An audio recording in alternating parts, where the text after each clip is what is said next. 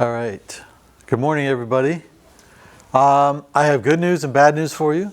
The good news is I have completed all of the scoring on all the tests except two that were turned in late. The bad news is I haven't actually edited up the scores, so I will try to have that done by tomorrow afternoon or Friday at the latest, so you'll be able to know kind of how you did. All right. And then Monday, we will actually go through the tests and talk about what answers I was looking for. So, in the meantime, is everybody good on the reading? Any questions? I am taking that to be a no. So, we'll go ahead and do the quiz.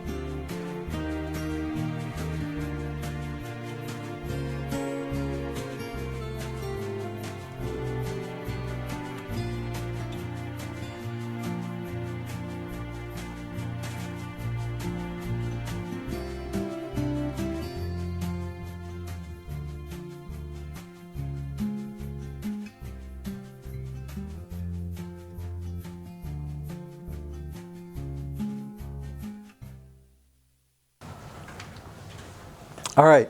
So what is the goal of containment? To stop and contain the spread of communism. Okay, to stop and contain the spread of communism. And why is it necessary? Okay, so we'll talk about this further, but what is the ultimate goal of communism?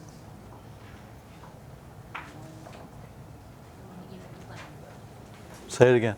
An even playing field. Okay, even playing field across the entire world, which means capitalism has to be gone. So the goal of communism, the stated goal of communism, is the overthrow of capitalism. Does that cause any problems for the U.S.? Yes. Yes, why? Because the U.S. is a capitalist government. We are a capitalist government, and that means that their ultimate goal is to overthrow the U.S. government, and we don't want our government to be overthrown. So in order to prevent that, we decide we need to contain communism, contain the Soviet Union, so that they cannot overthrow capitalist nation after capitalist nation until they overthrow us. All right.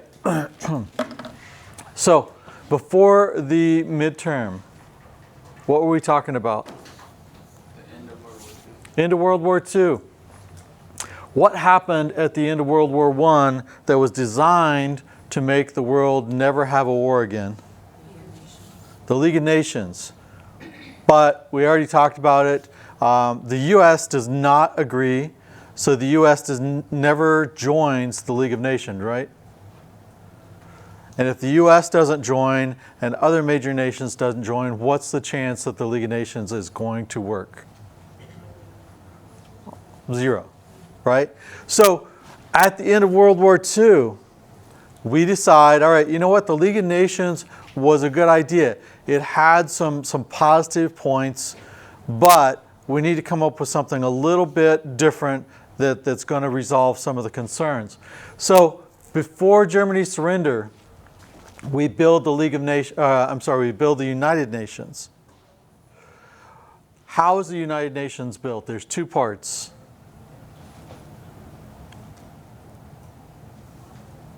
Uh-oh. All right. There's the General Committee, right? The general group that everybody is in, General Assembly. And any nation in the world can be part of the General Assembly. At this time, there was also the Security Council. What is the Security Council?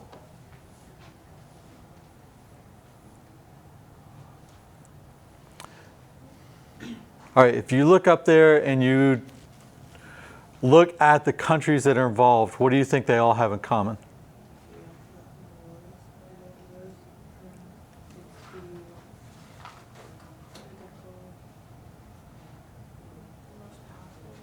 Okay, they are the most powerful nations.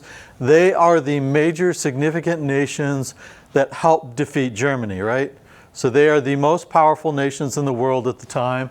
You look at it, the US, the UK, and the Soviet Union. Those are the big 3 that helped destroy Nazi Germany. France is in there because they were one of the last powers that were fighting against Germany.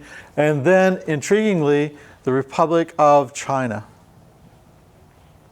Why would China be part of this? They're a powerful nation. They are a big nation, and they were not fighting Germany, but they were fighting Japan.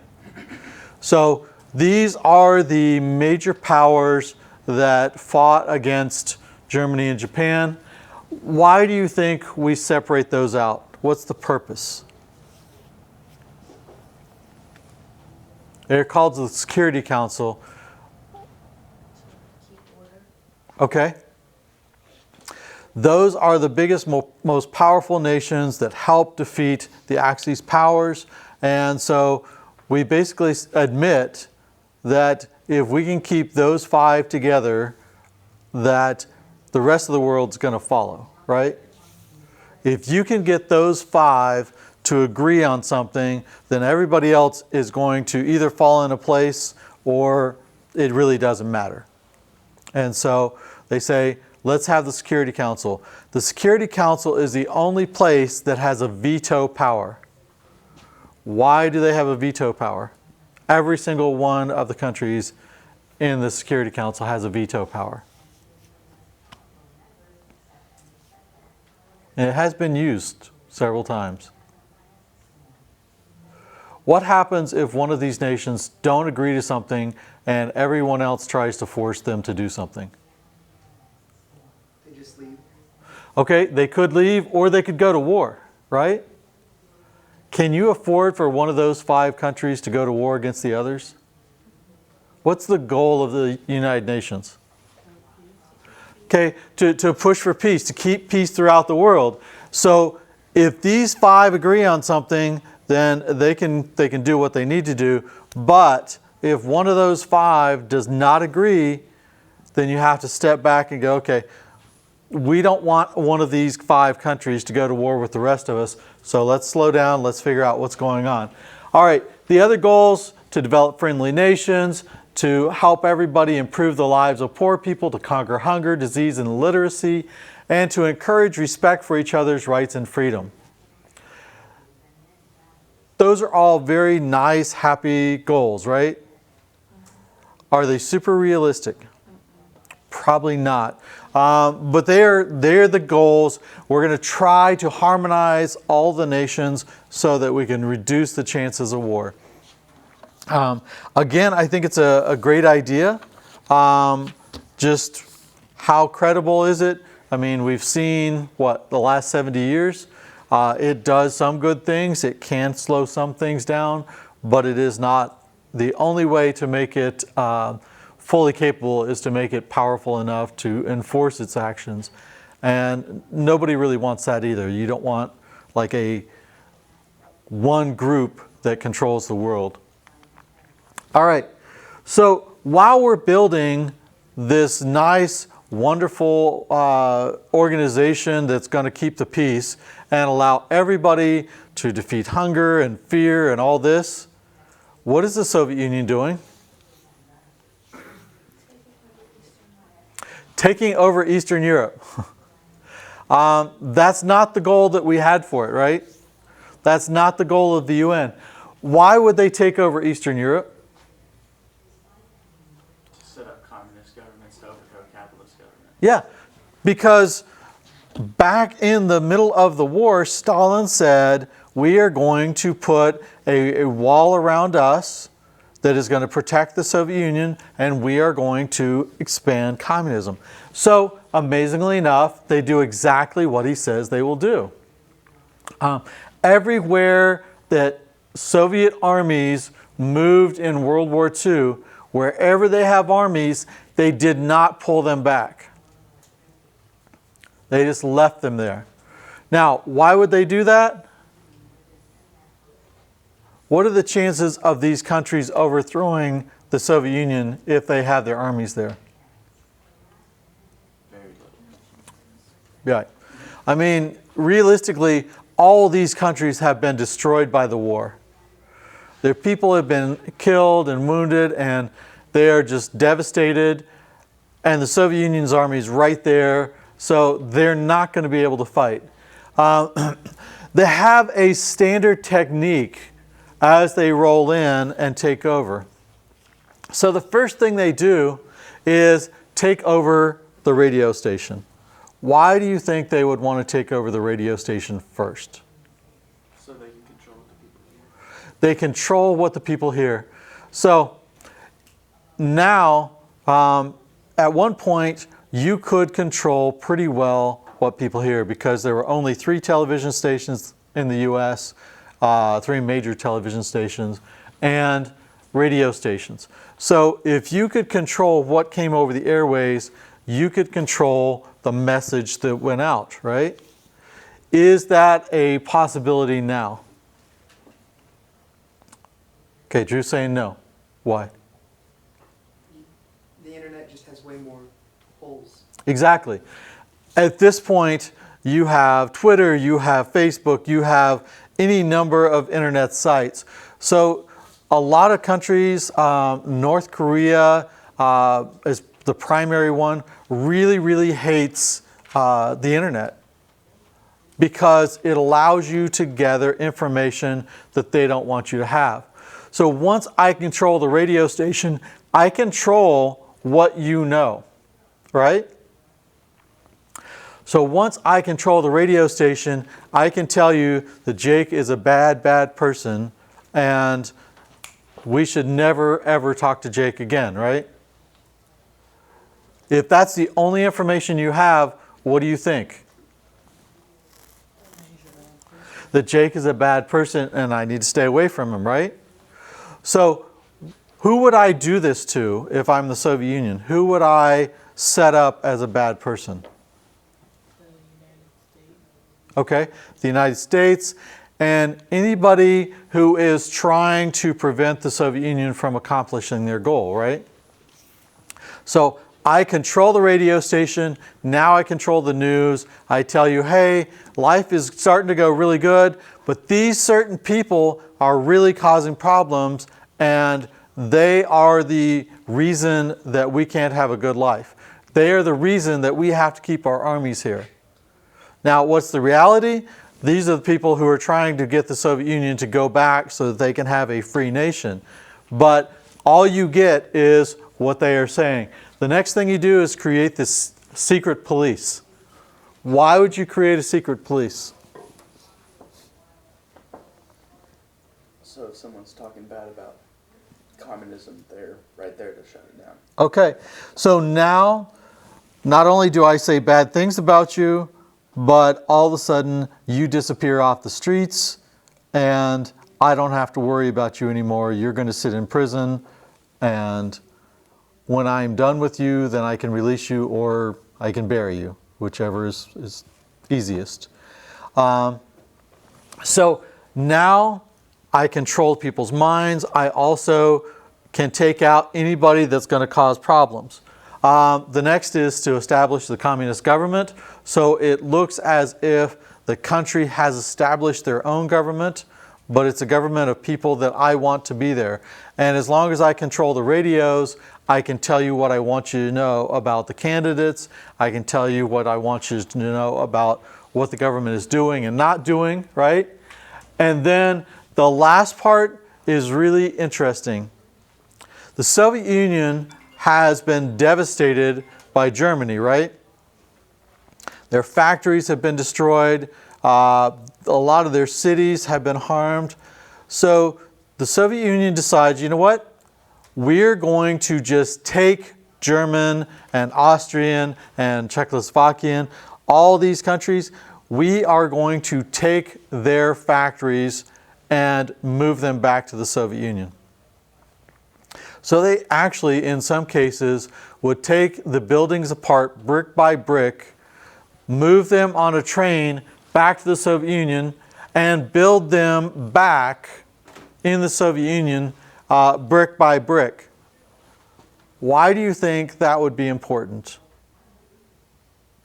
It takes away from the needs that those countries have, and it builds Russia back up, basically. Yeah, that's exactly it. So I build Russia's industry for cheaper than I could otherwise, and I destroy the German industry and the other countries' industry so they are completely dependent on the Soviet industry. Does that make sense? So now, if you can't make your own things and you are completely dependent on me, then you have to listen to what I say, right? And so this is their goal. The other thing that happens is Poland used to be this blue map up here. Poland is now the red map. How does this happen? This, So Soviets are setting up communism in the East, and they didn't want to have a communist government, so they moved their country west. So the Soviets actually decide that they want the Soviet Union to be bigger. And so they just roll in to Poland, and this pink section here, They just tell everybody here, okay, you are moving to the yellow area. Now, what if I came into your house, knocked on the door and said, hey, just wanted you to know you're moving today and you're going to move to Colorado. You guys happy with that? Why? He says you can do that to me. Okay, one, you're like, well, no, I have rights, but you don't have rights anymore. Why would you not want to move? What are some of the reasons that you might be frustrated with this move? You have a life. Okay, you have a life here, you have your job here. Your parents and grandparents might live here, right? I don't know how many of you have lived in, your families have lived here for a while, but your grandparents, great-grandparents, back 5, 6 generations may be buried in the local cemetery, right?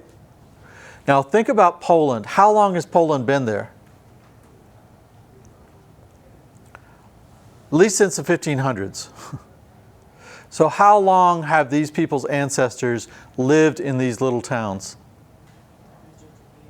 Hundreds of years. And all of a sudden, I come up and I say, all right, get in the train, you're moving.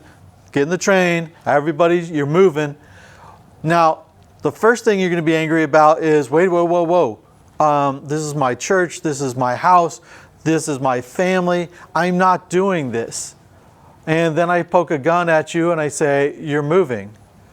And what are you going to do? You leave. What else have I done? Can you pack up your entire house and move it? No. So what do you lose? Anything that you can't throw into a small bag and carry with you, right?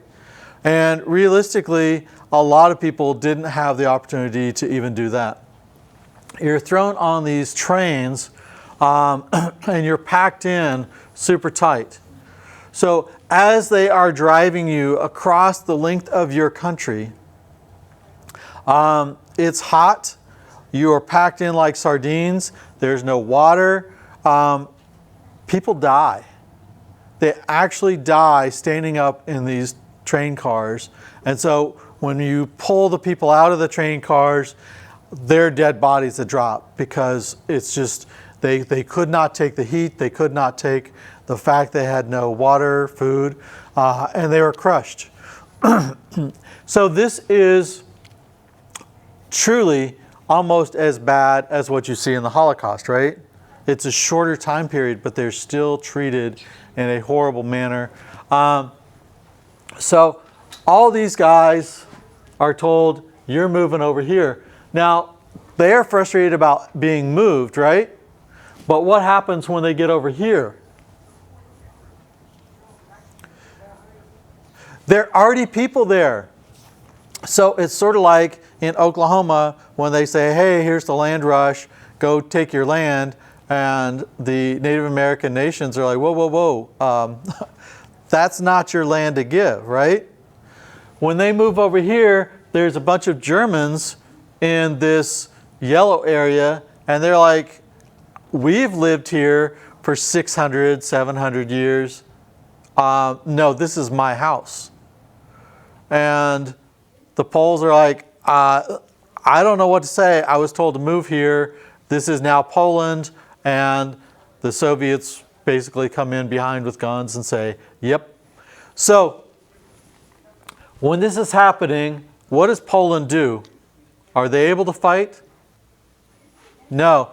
If you remember what happened when the Germans were evacuating and retreating and the Soviets came in. Do you guys remember that? As the Germans were retreating, the Soviets came up. All the Poles who were good fighters started to rise up and fight the Germans, thinking that they were going to be sided with the Soviets. And the Soviets backed off and allowed the Germans to kill loads and loads of the Poles before they finished coming in. Then, once the Soviets rolled in, they hunted down any of the fighters that were left and murdered them. So there are places in the forest that they just gunned down hundreds of people. So is there anybody really left in Poland to fight the Soviets? No. What about in Germany? Can Germany say, hey, we can't, you can't do this. This is German territory. No. They have been totally defeated as well. And so after the war, they don't have a military that can stand up. And so, yeah, this basically happens. No one's able to say anything. What about the international community? Should France and England and the U.S. say something? Say it again. They don't know what's happening. They do know what's happening, but nobody really wants to fight anymore. They have been fighting for over 4 years. There have been hundreds of thousands of people killed. Everybody's like, you know what? Just let it be. So we just let it be. So what you wind up having is the Soviet Union moving into this area and covering all of Eastern Europe with armies, creating communist governments that are aligned very closely with the Soviet Union. And so this entire red area here is now communist and supporting the Soviet Union. All right. So what does the U.S. do during this time? What we do every single time after a major war. The U.S. does not, and it's interesting because you have never lived with this, but prior to World War II, the U.S. hated strong militaries. Why would the U.S. hate strong militaries prior to World War II? What is our background? What does our history tell us about strong armies? They can get beat by 13 colonies. Okay, they can get beat by 13 colonies, and before that your government can use the army against you, right? Because the British army the British government used their army to control the colonies. So the colonies are like, we don't want an army. We don't want our government to have the capability to coerce us into doing things because they have the power and we don't. So 12 million people were in the military in 1945. 12 million Americans. And by 1947, it's down to 1.5 million. Loads of people just leave the army. And if you think about it, most of the people in the U.S. are very happy about that. The people that were in the army, did they want to be in the army the rest of their life? No. They were there to accomplish a purpose, and they said, all right, we've accomplished this purpose. Germany's been defeated, Japan's been defeated, now we want to go back to our farm, now we want to go back to our job. Whatever it is, we want to go back. Now, is there any problem with this? What happened in World War I when everyone came back to their job all at the same time, but the jobs were filled? So you have the Depression, you have all of the fighting, the racial fighting, the unions, and there's a lot of tumult because loads of people are coming back to take a job, but the jobs aren't there. So does the U.S. want this to happen again? No. What can we do to prevent that? GI Bill. The GI Bill. What does the GI Bill do for you? Is there anybody in here that has a GI Bill? You can talk about it. All right. So the first thing the GI Bill says is if you are in the military, if you have served the military, we will pay for at least a good portion of your courses. Right? While you are going to school, We'll cover the cost. We will give you medical benefits. We will give you money to pay for a place to live. Why do you think we would want to do this? What does this accomplish for us? Are people coming back into the army so that they can get benefits at the end of it? All right.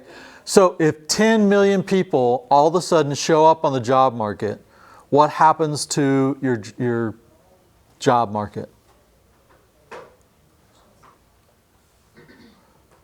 Can you imagine if 10 million people just dived into the job market at one time? What would happen to wages, the value of wages? What would happen to, I mean, how many people would wind up being unemployed? Right? So what we want to do is slow this down.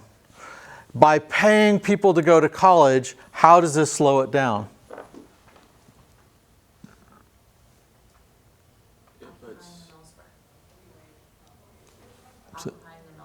Okay, so for up to 4 years, you have people not just flowing into the job market. So you give them time to slowly come in. You're training people to be plumbers. You're training people to be electricians. You're training people to be managers. You're training people to be engineers. So you are providing them skill sets that they did not have before, at the same time that you're keeping them from flooding the job market and overwhelming the job market, right? So what about medical benefits? Why would you want to give them medical benefits? Anybody in here, parents not have insurance? I shouldn't ask that. Everybody wants insurance, right? Why? Because you can go to the doctor. So if you're going to school and you don't have benefits like that, then you're going to quit and go get a job. So they're like, you know what? Let's take care of people. We'll let them go to school, but we'll pay care of their medical benefits. We will give them a monthly stipend, some unemployment insurance, so that they can live, and we will help them get home mortgages. Why do you want people to get home mortgages? Again, 10 million people. What does that do for the U.S.? If 10 million people all of a sudden need houses, what does that do for the housing market? It's going to increase incredibly, right? 10 million new houses. What does that do for employment? Do you need anybody that can build a house? Do you need roofers? Do you need electricians? Do you need plumbers? Do you need, right? So what you're basically doing is creating jobs for these people. As soon as they are getting out of their training, you have jobs for them because they are building houses. And if you build new neighborhoods, what else do you need in that neighborhood? Stores, buses, trains, right? So it basically allows us to rebuild our economy as all these guys are coming back. All right. Now, I said that the Soviet Union moved into Europe, and what does the U.S. do when the Soviet Union just takes over Eastern Europe? We just leave it be. We don't want to fight them. Weirdly enough, they're in Iran and they refuse to leave Iran, and we actually go in and say, you need to leave Iran or we will help you leave. Why is Iran different? Because it has a lot of oil. Okay, there's two reasons. One, has a lot of oil. Two, there's a lot less Soviet troops, so we can get our Navy there and be supportive of Iran, and we can have a credible military threat rather than saying, hey, we're going to try to bring everybody into the military and force them to go overseas, and the Soviet army is right there. All right, so everybody knows who Churchill is, right? Winston Churchill. Winston Churchill is invited by Truman to come to a college graduation in Westminster College. It's in Missouri. When he is in the college, Churchill says, from Stettin in the Baltic to Trieste in the Atlantic, an iron curtain has descended across the continent. I'm going to throw a map up here real quick. All right. So Trieste, and now it is not called the same thing, but Stettin. So what's he saying? There's an iron curtain. What does a curtain do? It opens and closes. Why do you have a curtain? Okay, if you're a nice person, to block out the sunlight. For me, because I don't want my neighbors seeing what happens in my house. It's my business, not theirs, right? So I want to close off, and I throw curtains in places where I don't want people to see what's going on. I don't have curtains in the backyard because if my dog sees what's going on, it doesn't really matter. But I don't want everybody else staring inside my house. So, why is it an iron curtain? Do you usually use iron curtains in your house?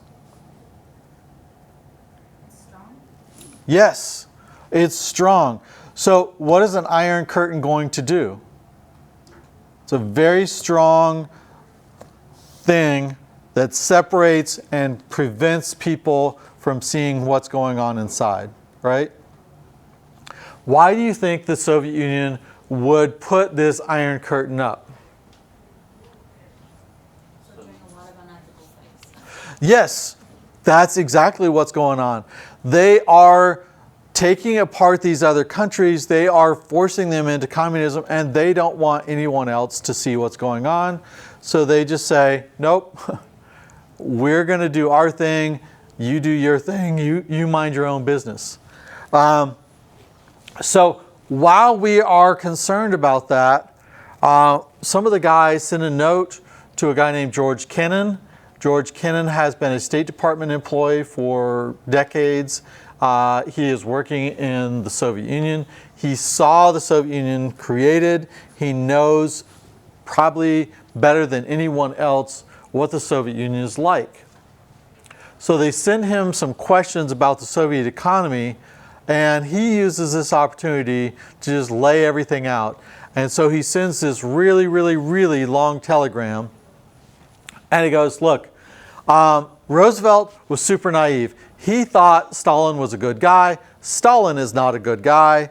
The Soviets have this plan for world domination. They are going to take over the world. And you need to know that. Their goal is to overthrow every capitalist nation. So, if you don't want every capitalist nation overthrown, we need to stop them. And so he comes up with the policy of containment. And he says, we can't necessarily go in and destroy the Soviet Union, but we can prevent them from continuing further, right? We can prevent them from expanding and taking over every other nation. So Truman looks at this and says, all right, we need to do something. The first thing they decide to do is the National Security Act. The National Security Act is the first time that the U.S. decides after a major war that there is still a critical threat out there, an existential threat to our existence. And we need to do something to resolve that. So this is the first time that we don't completely demobilize the military. We keep a strong military to prevent the Soviet Union from attacking us or attacking our allies. The next part is kind of weird. The Army and the Navy have been doing a lot of fighting, right? So we've been able to watch both World War I and World War II, how they do things. What happened in the Pacific that was a problem for the Army and the Navy? Do you guys remember?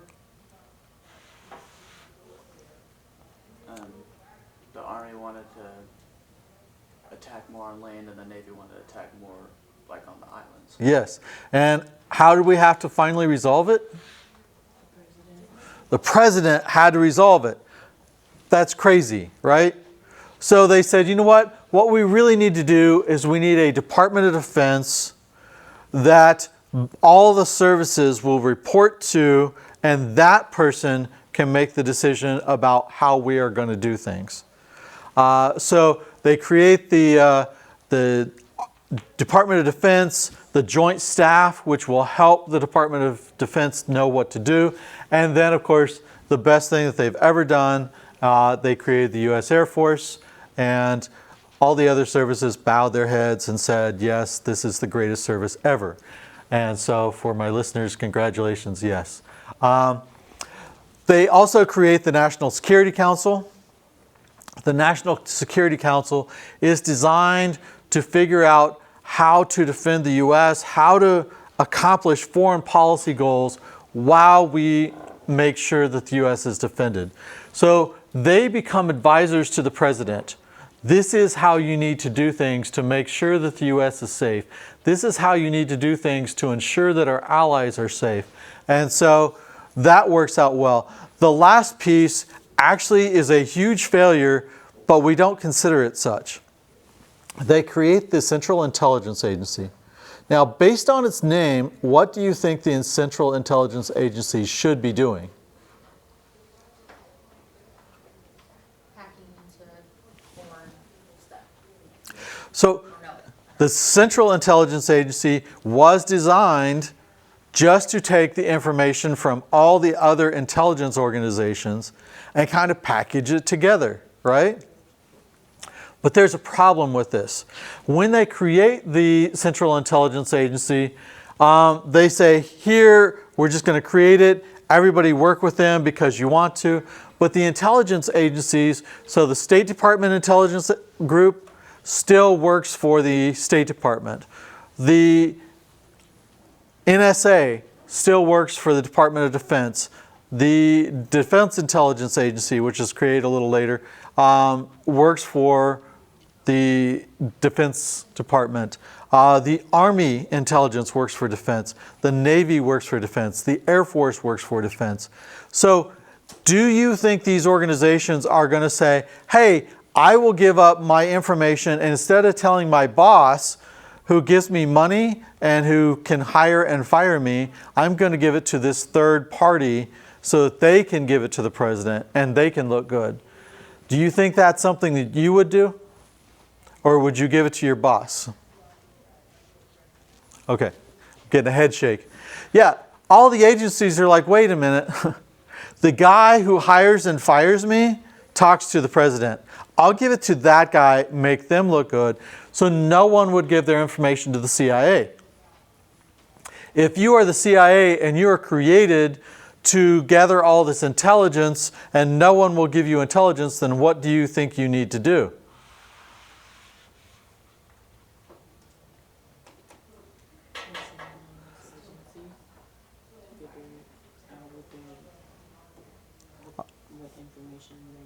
All right, you can try to force them. That's not going to work. So does any agency in the United States government ever go away? Can you just say, oh, okay, we can't do our job. I quit. We don't need the job. No. So the Central Intelligence Agency creates its own mission, creates its own capability, and starts going out and collecting intelligence on its own. So instead of centralizing all the information, they create their own system. All right. Once we kind of have this going, then we have to start worrying, all right, we have protected the U.S., but what about Europe? Is Europe protected? And the answer is no. England has been just beat down. France has been beat down. Belgium is beat down. Italy is beat down. West Germany is beat down. So what prevents the Soviet Union from coming in and taking over those nations? Right now, nothing. Nothing. And so that's kind of scary, isn't it? So we're like, how do we stop? How do we help them? And the other thing that's really terrifying, Greece is having a civil war. And in the civil war, the communists are trying to take over the government. And it's obvious that if the communists take over the government in Greece, they will also try to take over the government in Turkey. And Turkey is not doing well either. England comes to the US and England says, hey, I just want you guys to know, we have normally taken care of this stuff. We are beat. We don't have the capacity. We don't have the money. We don't have the ability. We don't have the military forces to do this anymore. You have to do this. Now that's a big responsibility, right? We are now supposed to protect all of Western Europe. How can we protect Western Europe? Are we going to remobilize our military and send our military to go over and fight in Greece? No, the US isn't going to stand for that. So Truman has to say, all right, we have to figure out how do we do this? How do we do this correctly and make sure it's done right? So Truman comes and he talks to the US and he says, look, we have to support all free people that are resisting attempted subjugation. So what is that saying?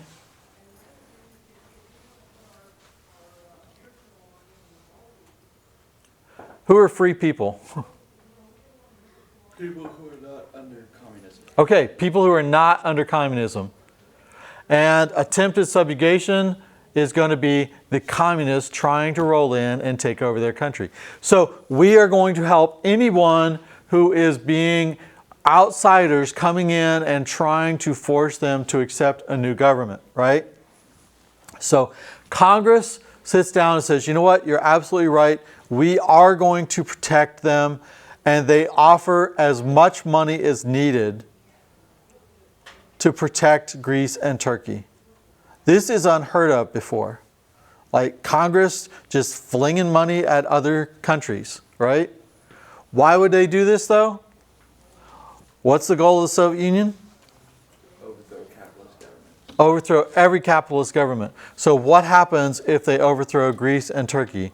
Their next thing is just going to be moving across Eastern Europe, Western Europe, and then at some point when they take over Europe, what's the next target? The United States. And so we're like, nope, this is where George W. Bush gets his thought of, you know, we have to fight the terrorists there so we don't have to fight them here.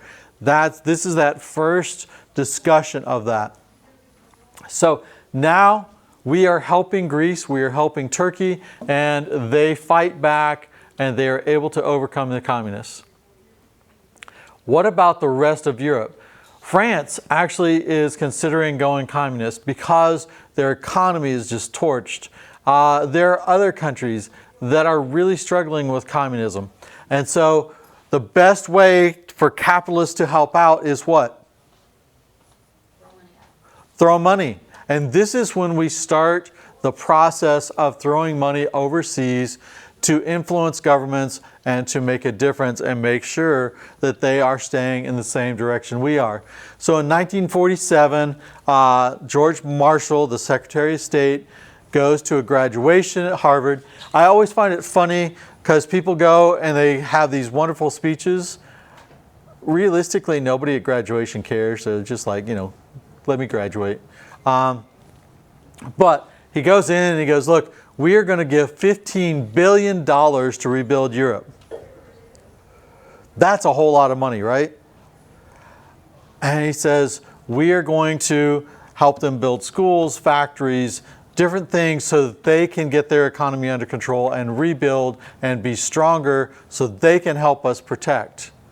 Now, it's interesting.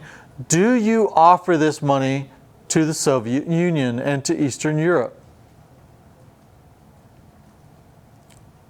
Would you offer it to them? No. Why not? Why would we help them in their conquest of the world? Okay, why would we want to help them in their conquest of the rest of the world? Intriguingly, Marshall says, you know what? we will offer money to Eastern Europe and help them. And it actually winds up being the thing that the Soviet Union creates the Cold War about. So we offer money to Eastern Europe. If you are the Soviet Union, can you afford for Eastern Europe to accept US money? No. Why? They make you look weak. It makes you look weak and powerless. And I am trying to convince you that communism is the best government in the world, but I have to accept money from the capitalists. So it's kind of funny. The US is like, here, if you guys need help, I am more than happy. We'll give you help. And a couple of the Eastern European nations raise their hand. And they're like, yeah, yeah. And the Soviet Union slaps their hand and is like, no, you won't take that. But if the Soviet Union says that they can't take our money, what does the Soviet Union then have to do? They have to provide them with their own money. And this is what actually starts to cause the downfall of the Soviet Union almost immediately. They don't have that kind of money, so they have to build the economies in the best way they can, but in the end, it actually destroys everything. All right. They're embarrassed because they are not able to provide for the Eastern European nations in the same way that we are able to provide for the Western European nations. In the West, the economies turn around. You have plenty of food. You have plenty of manufactured goods. You can build houses. You can build cars. You have all this wonderful stuff. But in Eastern Europe, they have taken all the factories into the Soviet Union. They are trying to rebuild some of the stuff, but they don't have the ability. And communism is not strong enough to, economically, to have a good economy in any of the Eastern European nations. So if you are living in East Germany and you can't buy a car and you're making 50 cents a week, but you notice your friends in West Germany are making 50 cents an hour, what are you going to do? You're moving to West Germany. And so all of these, the doctors and the big manufacturers, everyone, the plumbers, the electricians, everyone who has a skill moves out of East Germany into West Germany, right? Does that make sense? Because you can get better wages, you can get better jobs, you can get better food and everything. So all of a sudden everybody's moving west. But if you're the Soviet Union, that makes you look really bad. You're the workers' paradise, right? And if everybody who is a worker is leaving, what does that say about your paradise? Your paradise stinks. So what is the best way to resolve this? And what? Don't let them leave. Don't let them leave. Because the only couple of ways you can resolve this is actually build a good economy, which they can't pull off. So they're like, nope, what we're going to do is we're going to just completely cut off all people coming in and out between East and West Germany. Now, the other thing that does is at the end of the war, we say, all right, the Soviet Union agrees with the US and the UK. We're going to divide Germany into 3 areas. And the US and UK say, well, no, 4 areas. France should play as well. And the Soviet Union goes, yeah, France got beat. I don't see them really taking part. And we go, no, they need to take part. And they said, okay, you know what? We'll divide it into 3.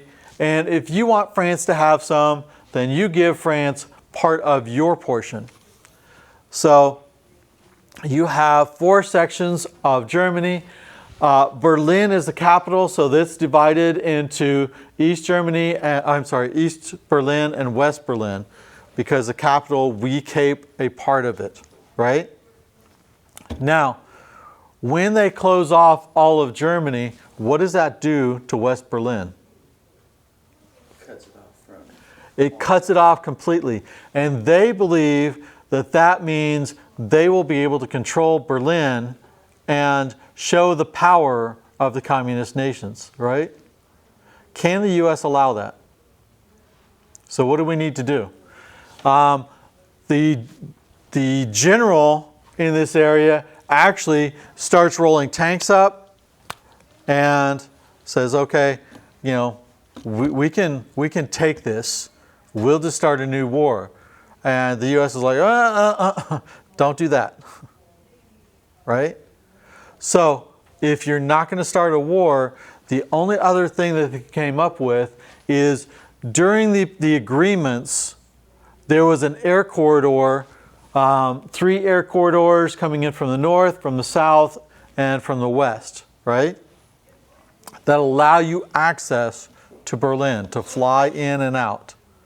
And so we create the Berlin Airlift. The Berlin Airlift is flying coal and food and all the other stuff they need into Berlin and then flying out. We are going in and out. At one point, we are landing and taking off. A plane is landing and taking off every 9 minutes, I believe. And so we are providing Germany with stuff that East Germany can't have. So West Berlin is actually still better off than East Germany, which is kind of funny. We actually flew cars in, and we could get a car to a customer before the East Germans could get their car built. So how does that make the Soviet Union and East Germany look? Very bad. Really, really bad. And then to make things even worse, a guy named Gil Halvorson has a real sweet tooth, right? So anybody ever seen a flight suit? Right, you know you got little pockets up here. He would fill his pockets with candy, so as he's flying, he can just reach in and, you know, pull out a piece of candy. He is unloading stuff. He's standing by the plane while they're unloading the plane, and he sees a group of little German kids. And they see him pull out a piece of candy, and they're all just like, wow.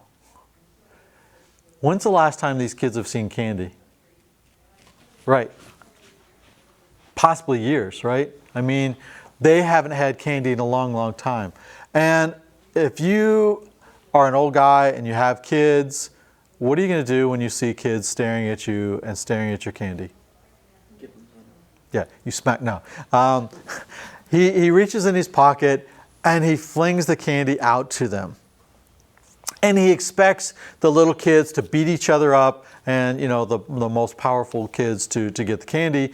But he doesn't have enough for everybody. So he's like, well, you know, that's all I can do. Instead, what he sees is the kids breaking up the candy so everybody gets a little piece. And he's like, wow, this is incredible. And so when he goes back, he decides, I'm going to make sure that the little kids in East Germany get to have candy. And so as he's flying over, going and coming, he makes little parachutes out of handkerchiefs and puts a bag of candy and drops off parachutes of candy as they're flying in and out. Now again, what does this do for the reputation of the U.S. versus the reputation of the Soviet Union? Makes the U.S. look a whole lot nicer. We are super nice. You know, not only are we keeping people with coal and fuel and, you know, everything they need, food, but the little East German kids get to have candy because we're dropping candy off. And so this makes the Soviets look really, really bad. So by May of 1949, we do this over 11 months. By May of 1949, they're like, okay, we give up. You guys just go ahead and use the roads. You can do whatever you need to do. But the intriguing part of this is now, prior to this, no one wanted to face off against the Soviet Union. But now everybody's like, wait a minute, this is kind of scary. The Soviet Union obviously has taken over, you know, tried to take over West Berlin. They are going to try to take over Western Europe if they can. And so now France and England and Belgium and all those other nations are like, you know what? we need to go ahead and join together, and they create the North Atlantic Treaty Organization. This is to protect us against the Soviet Union. Now, does the U.S. need protection? Not at this point. Why do we agree to be part of it? We're like the muscle for the treaty. Okay. We are the muscle for the treaty. We are there kind of as the big brother to say, all right, these are my friends, don't mess with them. Now, is NATO important now? Anybody know why Russia invaded Ukraine? What was one of the reasons they said? Wasn't it to like get back land that they gave to them in like 2014? So, Ukraine is actually asking to be a member of NATO. Why would Ukraine want to be a member of NATO? Because in trying to remember what time frame it was, but recently the Russians took Crimea from Ukraine. They are coming in to take more land from Ukraine, and Ukraine's like, hey, I need a big brother. I need someone to help me. And so all these nations establish, and they say, if you attack one of the nations, it's like you attack all of us, and we will all fight you back.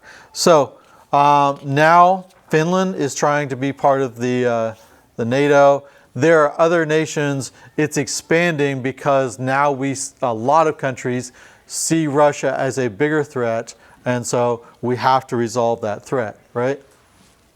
All right.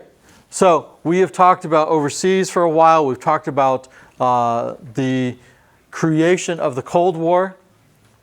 Let's talk about what happens in the U.S. While we are making the Soviet Union look bad and saying, hey, we can do the airlift because you guys aren't feeding your own people as well as we can feed your people, is there anything that the Soviet Union could hit us on to make us look bad? Yes. What would that be? Segregation and racism, right? So they start saying, you know what? We might not be able to feed our own people well, but at least we're not racist. Right? What's the U.S.? I mean, is the U.S. racist? Yeah, at this point, we are struggling with racism. And it really does get highlighted again. When people come back from war and they have fought, they expect to be treated with dignity, right? If I have served my nation, I want the right to vote. I want you to treat me with respect. And it's funny because I didn't think I would have a problem with that, but I actually did. At a previous school, there was somebody who wouldn't talk to me because I was former military. So every single time I saw that person, I would walk as close as I could and I would say good morning to force the issue. Because I'm like, no, you're not going to treat me like I'm worthless. You're not going to treat me like I have no value. Right? And so the African American soldiers coming back from World War II, a lot of them would actually continue to wear their uniform because they're like, you will treat me with respect. I have served this nation and I deserve respect.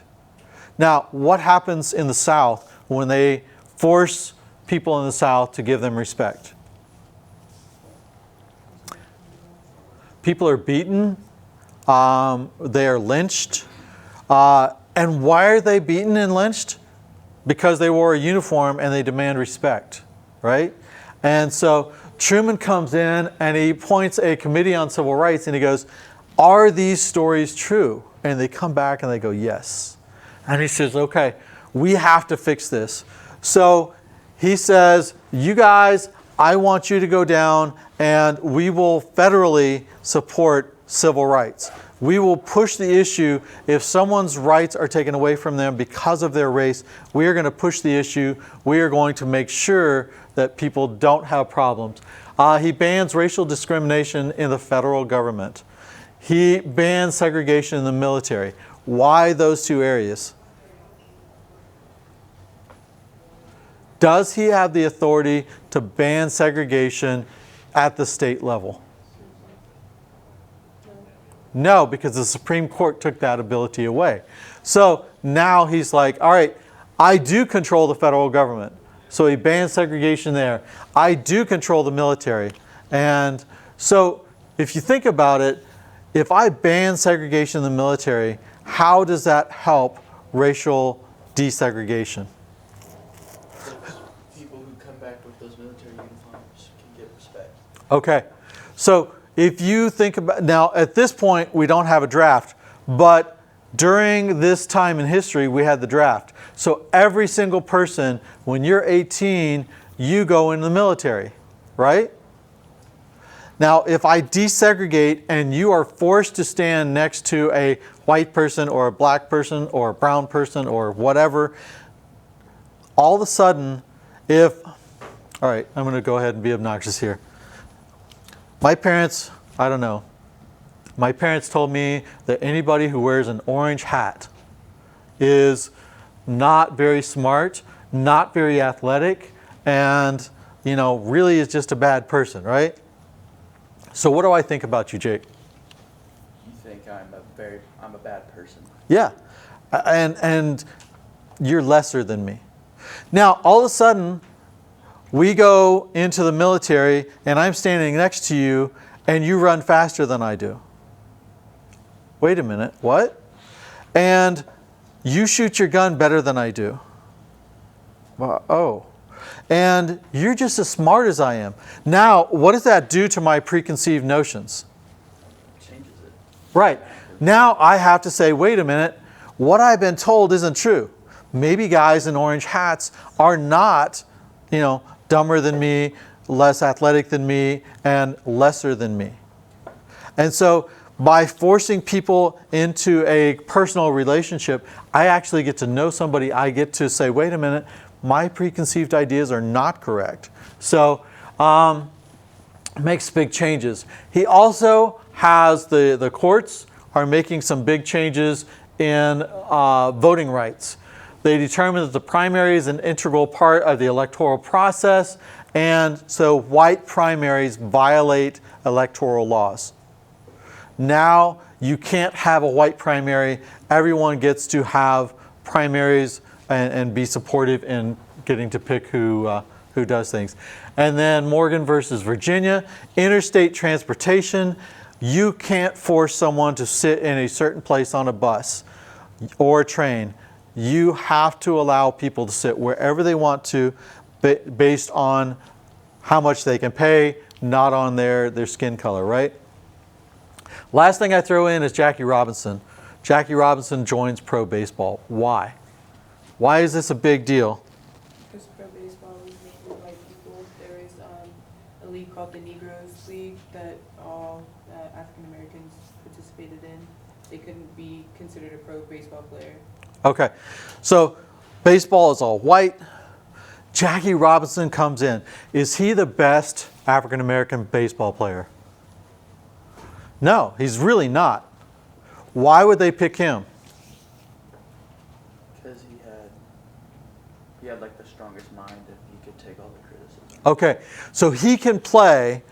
He is very good. He can play at the professional level, but he's also not going to get baited into fights and causing problems. So, all right. 1948, Truman comes up for re-election, right? When Truman comes up for re-election, he has ticked off all the people in the South because they are angry that he supported civil rights. And yet, he's also angered all the people who are progressives, who are more liberal, and hey, I just want, if the communists want to come in, it's okay.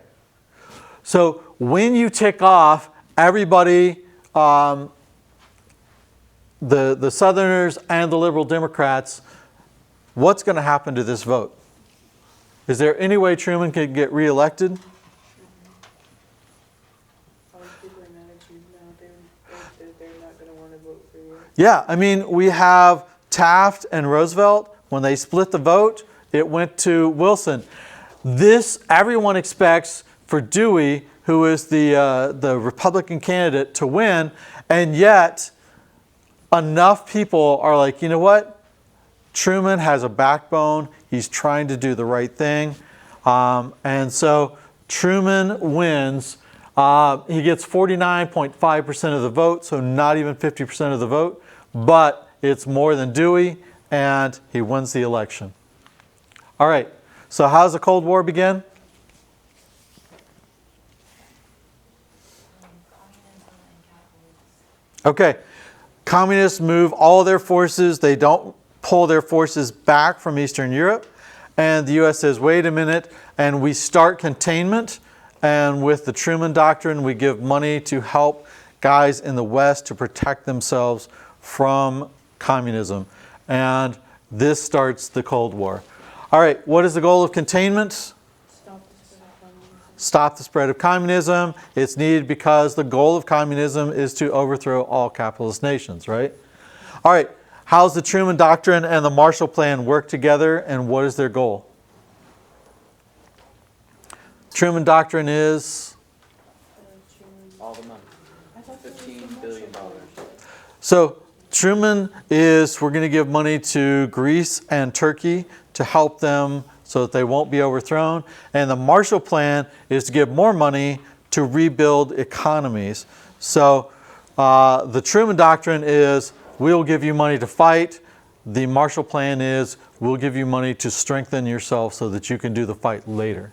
Does that make sense? All right, what is their goal? Strengthen people from communism, right?